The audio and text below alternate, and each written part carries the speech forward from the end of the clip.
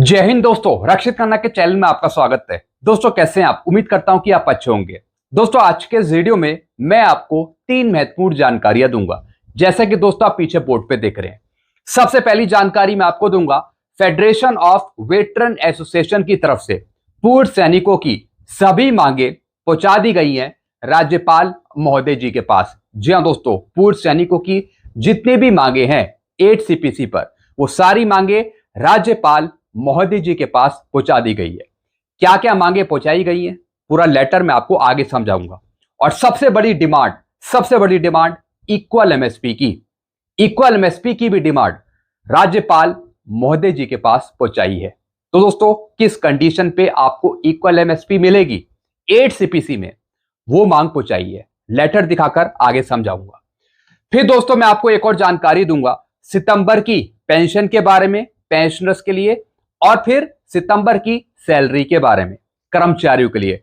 दोस्तों रेलवे की तरफ से, उत्तर मध्य रेलवे की तरफ से एक लेटर जारी करा गया है कि कर्मचारियों को सैलरी दुर्गा पूजा से पहले दी जाए, यानी 26 सितंबर 2025 को। तो दोस्तों एक महत्वपूर्ण लेटर जारी करा गया है पेंशन और सैलरी जल्दी देने के लिए। और साथ ही साथ दोस्तों एक मैसेज आया है स्पर्श पेंशनर्स के लिए। स्पर्श की पेंशन 30 सितंबर को मिलेगी, ऐसा मैसेज आया है। क्या लिखा है मैसेज में, यह भी मैं आपको आगे समझाऊंगा। फिर दोस्तों लास्ट इंफॉर्मेशन मैं आपको दूंगा पीएमआर पेंशनर्स के लिए। जी हां दोस्तों, दिल्ली एएफटी के द्वारा 114 पीएमआर पेंशनर्स हैं जिनको ओआरओपी दी जाएगी आगे चलकर।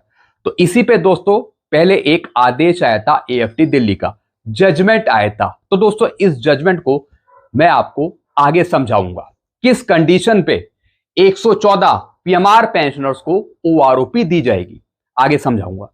तो दोस्तों बस यही 3 जानकारी हैं जो मैं आपको देने वाला हूं, इसलिए इस वीडियो को आप शुरू से लेकर आखिरी तक देखेगा। वीडियो में आगे बढ़ने से पहले एक छोटी सी अपील मैं आपसे करूंगा, और अपील है चैनल सब्सक्राइब की। देखने में आया है 34.1% ऐसे पेंशनर्स है, फैमिली पेंशनर्स हैं जो बिना चैनल सब्सक्राइब किए वीडियो देख रहे हैं, जिससे क्या हो रहा है, मेरी जानकारियां, इंफॉर्मेशन उन तक सही समय पर नहीं पहुंच रही। तो दोस्तों मैं आपसे आग्रह कर रहा हूं कि अगर आप पहली बार मेरे चैनल पे विजिट करते हैं या फिर वीडियो देखते हैं, तो दोस्तों सबसे पहले आप चैनल को सब्सक्राइब कर लीजिए, ताकि मेरी जानकारियां, आगे आने वाले वीडियो के नोटिफिकेशन, एडवांस जानकारियां आपको तुरंत मिल पाए। चैनल का नाम है रक्षित खन्ना। चैनल सब्सक्राइब करने के या फिर वीडियो देखने के या फिर मेरी हेल्प लेने के आपको एक भी पैसे नहीं देने। फ्री में आप वीडियो देखें, फ्री में आप चैनल सब्सक्राइब करें। और दोस्तों जो ये परसेंटेज है, जितने पेंशनर्स ने चैनल को सब्सक्राइब किया है 65%, तो दोस्तों 65% से बढ़ाकर आप इसे 100% करें चैनल को सब्सक्राइब करके, क्योंकि दोस्तों इस चैनल के माध्यम से आपको ऑथेंटिक, रियल, ट्रू फैक्ट जानकारियां ही दी जाएंगी।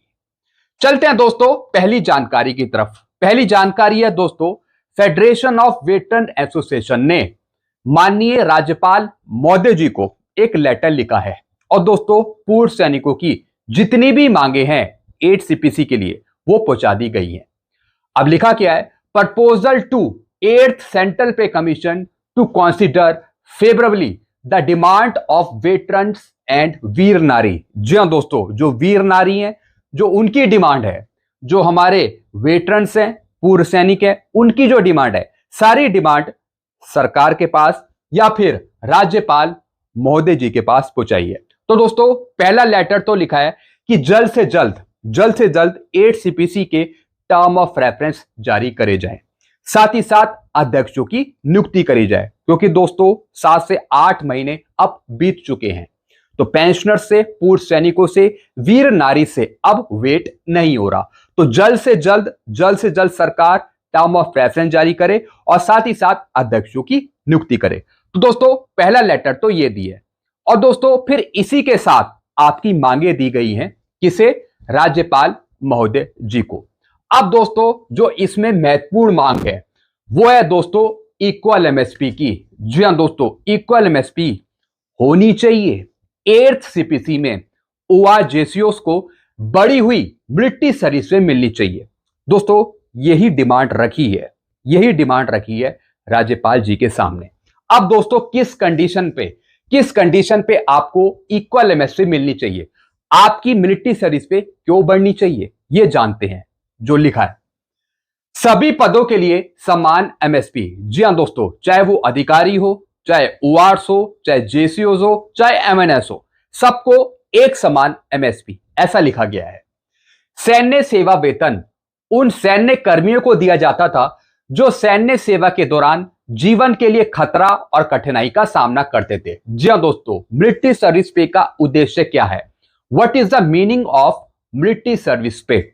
इसमें बताया कि मिलिट्री सर्विस पे का मतलब है हार्श कंडीशन पे ज्यादा अलाउंस देना मिलिट्री सर्विस पे का, यानी ऐसे एरिया जहां पे कठिनाई है और वहां पे जेसीओस ओआरएस हैं, तो जिसको सबसे ज्यादा कठिनाई उसे सबसे ज्यादा मिलिट्री सर्विस पे। यह एक भत्ता नहीं है जिसकी गणना विभिन्न रैंकों की अलग अलग वेतन राशि के साथ तर्कसंगत रूप से की जानी चाहिए। इन्होंने बताया कि मिलिट्री सर्विस पे एक अलाउंस नहीं है, भत्ता नहीं है कि अलग अलग रैंकों को अलग अलग मिलिट्री सर्विस पे दी जा रही है। एमएनएस को 10,400 या फिर 10,800 मिल रही है, अधिकारियों को दी जा रही है 15,500, ओआर जेसीओस को दी जा रही है 5,200। तो अलग अलग रैंकों के हिसाब से अलग अलग मिलिट्री सर्विस पे क्यों, बल्कि कठिनाई को देखते हुए रिस्क को देखते हुए रैंक को मिलिट्री सर्विस पे दी जाए। यह लिखा है इसमें। निचले रैंक के कर्मचारियों को अधिक कठिनाइयों का सामना करना पड़ता है, जैसे कि ओआरएस, सिपाही, नायक, हवलदार। फिर जेसीओस, अधिकांश सेवा अवधि में वे खतरनाक जीवन जीते हैं। जी हां दोस्तों, उनकी हार्श कंडीशन है, वो ऐसे एरिया में तैनात है जहां पर रिस्क है, कठिनाई है उनके लिए। फिर क्या लिखा है दोस्तों, आगे क्या लिखा है, जिस कारण से एमएसपी प्रदान की जाती है उसका सम्मान किया जाना चाहिए, उस पर ईमानदारी से विचार किया जाना चाहिए। जी हां दोस्तों, जिस एरिया में हमारे जवान हैं, जेसीओस हैं, वहां पर ज्यादा कठिनाई है, तो कठिनाई को देखते हुए मिलिट्री सर्विस पे ज्यादा होनी चाहिए। यही सब चीज इसमें लिखी है। फिर क्या लिखा है, इसका औचित्य क्या है। अब दोस्तों इन्होंने जस्टिफिकेशन भी दिया है कि किस तरीके से आपकी मिलिट्री सर्विस पे बढ़नी चाहिए। क्या लिखा है, उच्चतर कठिनाइयों और जीवन घातक परिस्थितियों को देखते हुए जेसीओस ओआरएस भी समान एमएसपी के हकदार हैं। एमएसपी कोई वेतन नहीं है जिसकी गणना रैंक के आधार पर की जानी चाहिए। जी हां दोस्तों, एमएसपी कोई वेतन का पार्ट नहीं है, एक तरीके का दोस्तों ये अलाउंस है जो रिस्क के आधार पे दिया जाना चाहिए। ओआर जेसीओस को ज्यादा मिलना चाहिए, समान मिलना चाहिए। यह भी एक प्राकृतिक न्याय के विरुद्ध है। सर्वाधिक पात्र श्रेणी को 5,200 रुपए दिए गए हैं। ओआर जेसीओस को दिया गया है 7 सीपीसी में मिलिट्री सर्विस पे 5,200, जबकि उन श्रेणियों के लिए 10,800 एमएनएस के लिए और अधिकारियों के लिए 15,500 राशि दी गई है, जो अच्छे आरामदायक जीवन का आनंद लेते हैं।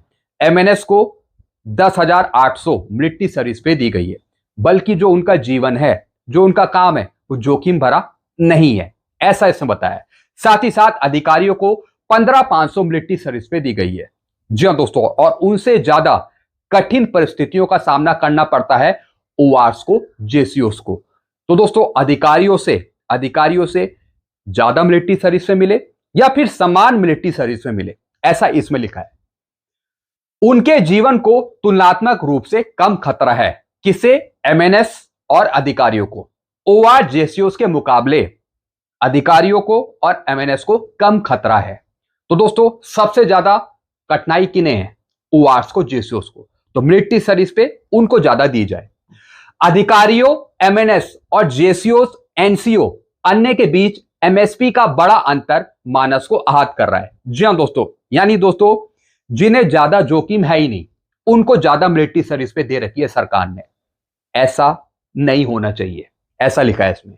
उन्हें सरकार द्वारा सौतेला व्यवहार महसूस हो रहा है। इतने बड़े सेवानिवृत्त सैनिक 97% को असंतुष्ट रखना, उन्हें इस भावना के साथ जीवन के लिए मजबूर करना ना समझिए। राष्ट्र के प्रति उनके बलिदान, सेवाओं के साथ स्वाभाविक न्याय नहीं हो रहा है। जी हाँ दोस्तों, जवानों जैसे उसको न्याय नहीं मिल रहा है। मिलिट्री सर्विस पे कम देकर 5,200 देकर, यह न्याय संगत नहीं है।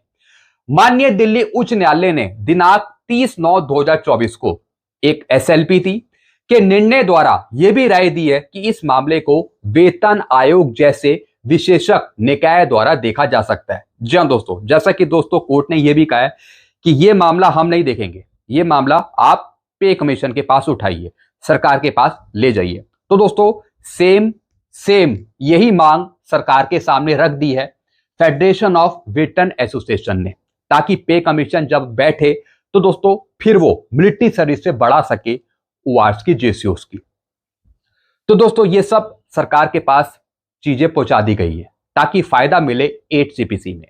तो दोस्तों बड़ा ही जबरदस्त प्रपोजल है इक्वल MSC पे, जो मैंने आपको समझाया।